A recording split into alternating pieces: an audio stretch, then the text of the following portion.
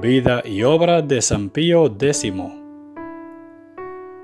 Nacido como Giuseppe Melchior Sarto en la ciudad de Roma, Italia, el 2 de junio del año 1835, y bautizado inmediatamente al día siguiente, pues sus padres valoraban la instrucción en la fe.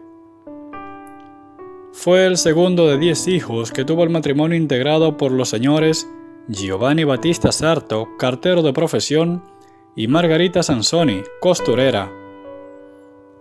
Giuseppe Melchior Sarto fue el Papa número 257 de la Iglesia Católica, ejerciendo su papado entre agosto de 1903 y agosto del año 1914.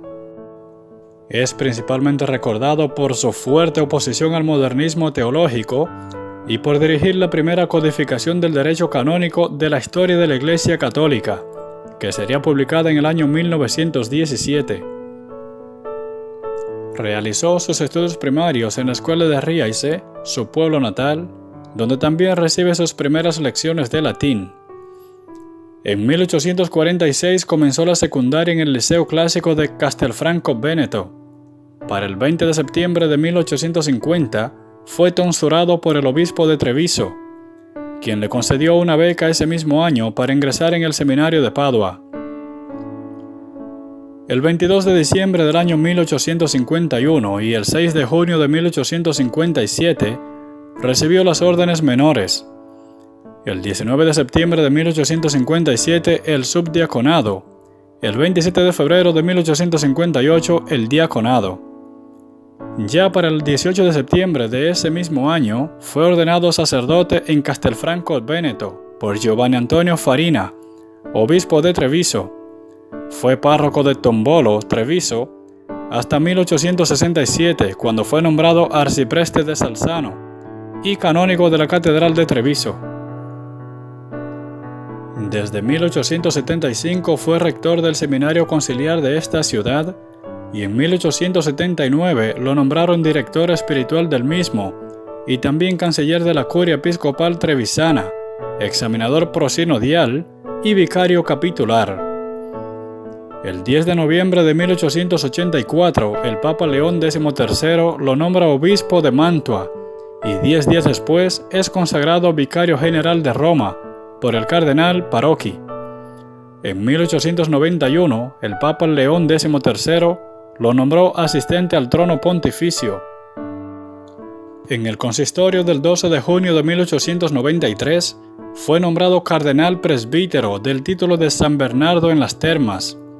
3 días después, fue promovido a patriarca de Venecia.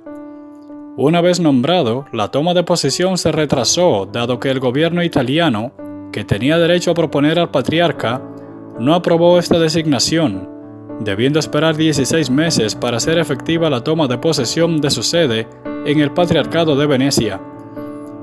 Pío X fue coronado papa el 9 de agosto del año 1903 en la Basílica de San Pedro por el cardenal Luigi Macchi, cardenal protodiácono de Santa María in Vialata. Gobernó la Iglesia Católica con mano firme en una época en que ésta se enfrentaba a un laicismo muy fuerte, así como a numerosas tendencias del modernismo en los campos de los estudios bíblicos y la teología. El nuevo Papa desconfiaba de las tendencias progresistas y se apartó conscientemente de la línea más aperturista seguida por su predecesor. Pío X creía necesaria una reacción, adoptando desde el principio una actitud de retirada y de defensa católica.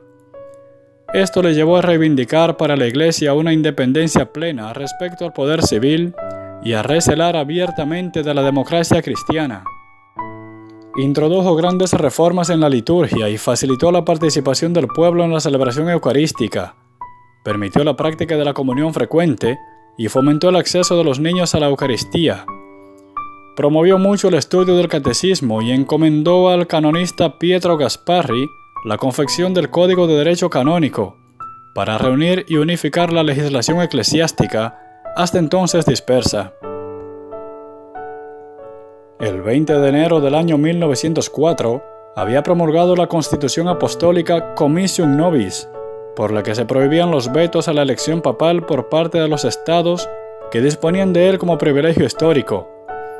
En este mismo año había relativizado el Non Expedit de Pío IX, con lo que se entreabría la puerta a la participación de los católicos italianos en los asuntos públicos de su país. En 1905 denunció el concordato que, bajo las condiciones draconianas impuestas por Napoleón, había firmado en 1801 la Santa Sede con Francia. Con esta denuncia, el papado alcanzaba la total libertad de nombramiento de obispos en Francia, libertad de la cual, a pesar de los diversos regímenes que se habían sucedido en este país, en realidad jamás había gozado. En julio de 1908 culminó la reorganización de la Curia romana, con la aparición de 3 decretos mediante los que se modificaron y sistematizaron de manera más racional las atribuciones de las congregaciones romanas, adaptando así la administración eclesiástica a las tareas que trajo consigo una centralización en constante aumento desde mediados del siglo XIX. Su relación con las iglesias ortodoxas y católicas orientales, marcada por la falta de preparación del pontífice y sus nuevos colaboradores al respecto, ha sido calificada como época de transición. El decreto papal Tradita ab Antiquis del 14 de septiembre de 1912, que permitía a los católicos orientales asistir a los oficios según los ritos latinos, materializó los retrocesos del interés orientalizante y unionista de su predecesor León XIII, retomado más tarde por su sucesor Benedicto XV. Pío X falleció en el Palacio Apostólico de Roma el 20 de agosto del año 1914, a los 79 años de edad, a causa de un infarto agudo de miocardio.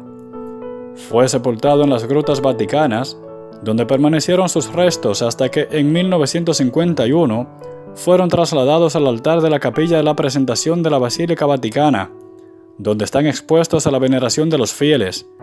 En su epitafio se lee: su tiara estaba formada por 3 coronas, pobreza, humildad y bondad. Pío X fue beatificado el 3 de junio de 1951 y canonizado el 3 de septiembre de 1954, en ambas oportunidades por el Papa Pío XII. Hermanos y hermanas, este ha sido nuestro aporte sobre la vida y obra de San Pío X. Por favor, déjanos en los comentarios el nombre del santo o santa del cual te gustaría subamos su biografía y con gusto la agregamos a nuestra lista.